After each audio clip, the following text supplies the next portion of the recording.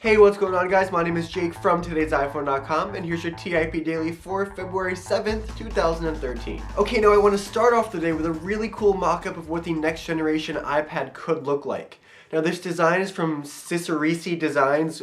This guy develops a ton of really realistic and really awesome looking concepts for what next generation devices could look like based on, rumors and leaked specifications and that sort of thing. And this time he's taken his hand to the 5th generation iPad, which is reported to take a bunch of design cues from the iPad mini. So as you can see from the design pictures, we have a much slimmer bezel, a thinner body with a black slate aluminum back, just like the iPad mini, as opposed to the natural silver of the current iPad backs. It has rounded edges, it's thinner, it's lighter, and it'll probably have the same battery as the current iPad. I think this design looks awesome. I really like especially the thinner bezel. When you look at the current iPad next to the iPad mini, or even next to this concept, the bezel just looks huge and it really makes the device feel and look a lot bulkier and, just bigger and less sleek than it should and than it has to. So I really hope this design is something similar to what the next iPad will look like, and I think that it will. Apple's usually pretty good about unifying its designs, and it has a design that it likes now with the iPad mini, and I think we're going to see that in the full-size iPad as well. Okay, moving on to jailbreak news. As you probably know, Apple released iOS 6.1.1 beta yesterday to developers, and tons of people thought that, this is just to block or disable the evasion jailbreak tool. But actually that's not the case. This beta update does not fix the evasion jailbreak.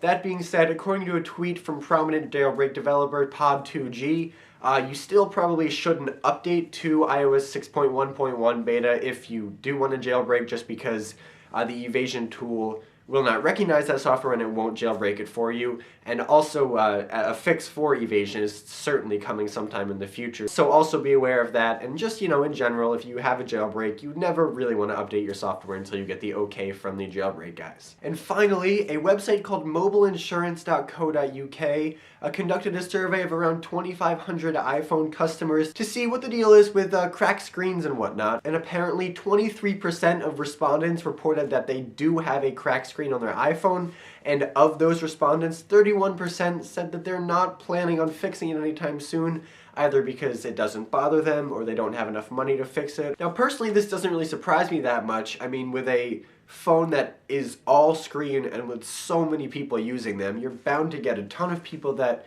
whether by accident or carelessness or something, the screen gets damaged in some way. I think you'll find with any sort of electronic, or really anything out there that's popular, there are going to be people that treat it really well and, keep their iPhones pristine and never get a scratch and never, drop it unless it's, like a padded matte design for iPhone drops. And then you're going to get people who drop it every day. Never think twice about it if it cracks, it sucks, and then you go on with your day, but it's not that big of a deal. So like I said, this isn't surprising, but it is interesting to see these numbers laid out in such a clear-cut format. Okay, well that's all the big news for today, guys. Thank you very much for watching. Your question of the day today is your iPhone screen cracked? And if so, how long is it going to take you to fix it? Or if you ever did crack your screen, how long did it take you to fix it? Personally, I cracked my screen once about 2 weeks after I got my iPhone 4 for the first time. I dropped it on my driveway and it cracked. And I was devastated, and I rushed to the Apple Store and purchased a replacement phone that day, so I didn't wait that long. But I'm sure other people out there have very different answers than I do, so I'd love to hear about it in the comment section down below or on Twitter at TIP_Jake. Please don't forget the links to everything I talked about in this video in the description down below, so definitely check those out.